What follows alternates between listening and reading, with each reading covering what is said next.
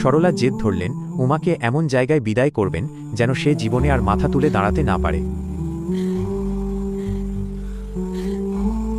উমার বিয়ে হলো গ্রামের এক দিনমজুর বিশুর সাথে, যার মাথা গোঁজার ঠিক মতো ঠাঁইটুকুও ছিল না। আর রত্নার জন্য অনেক খুঁজে সরলা ঠিক করলেন শহরের মস্ত বড় ব্যবসায়ী পরিবারের ছেলে অলোককে। বিয়ের দিন বিদায়বেলায় উমা যখন সরলার পা ছুঁয়ে প্রণাম করতে গেল, সরলা ঘৃণায় পা সরিয়ে নিয়ে বললেন, তোর সাথে আমার রক্তের কোনো টান নেই উমা।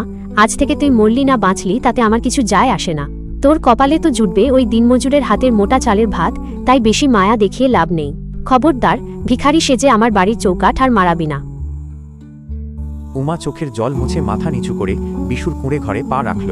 বিশু মানুষটা দেখতে সাধারণ হলেও তার মনে ছিল অগাধ সমুদ্রের মতো গভীরতা। সে উমার হাত ধরে বলেছিল, উমা, আমার এই ভাঙা ঘরে রাজভোগ নেই ঠিকই, কিন্তু তোমাকে অসম্মান করার মতো নিচটাও আমার নেই।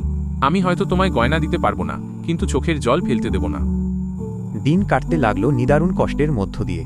বিশু ভোরে কুড়াল হাতে জঙ্গলে যেত কাঠ কাটতে, আর উমা অন্যের বাড়ি ধান ভেনে কোনো মতে দুবেলা খাবারের জোগাড় করত। মাঝে মাঝে এমনও দিন যেত যখন দুজনের থালায় শুধু নুন আর জল ঢালা ভাতটুকুও জুটত না। ঠিক সেই সময় রত্না আসত তার বাপের বাড়ি। দামি শাড়ি আর সোনার গয়নায় ঝলমল করত রত্না। একদিন উমা তার বাবাকে দেখতে বাপের বাড়ি গেল। তার পরনে ছিল তালি দেওয়া একটা শাড়ি। তাকে দেখেই সরলা ঝামটা দিয়ে উঠলেন। কেন এসেছি সেখানে? তোর স্বামী কি আজকেও কোনো কাজ পায়নি? আমাদের কাছে হাত পাততে আসবি না বলে দিচ্ছি। রত্নাকে দেখ কত সুখে আছে, রাজরানী হয়ে আছে ও।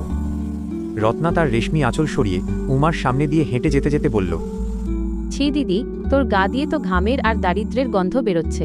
তোর ওই নোংরা হাতে আমার ঘরটা অন্তত ছুঁস না, আমার দামি আসবাবপত্রগুলো অপবিত্র হয়ে যাবে। উমা পাথর হয়ে দাঁড়িয়েছিল। তার নিজের ছোট বোন, যার চুলে সে ছোটবেলায় বিনুনি বেঁধে দিত, সে আজ তাকে অচ্ছুত বলছে। উমা শুধু অস্ফুট স্বরে বলল, রত্না, অভাব মানুষের শরীরে হতে পারে, কিন্তু মনের দারিদ্র্য সবথেকে বড় অভিশাপ। তুই সুখী হ বোন, আমার অভাবের আঁচ যেন তোকে না স্পর্শ করে। সেদিন আকাশ ভেঙে বৃষ্টি নামল। বিশু ভিজে একাকার হয়ে বাড়ি ফিরল। তার হাতে কোনো কাজ ছিল না। দুদিন ধরে উমার পেটে এক দানা অন্নও নেই। তবু সে বিশুর সামনে হাসি মুখে দাঁড়িয়ে বলল, তুমি হাত মুখ ধুয়ে নাও, আমি জল গরম করছি।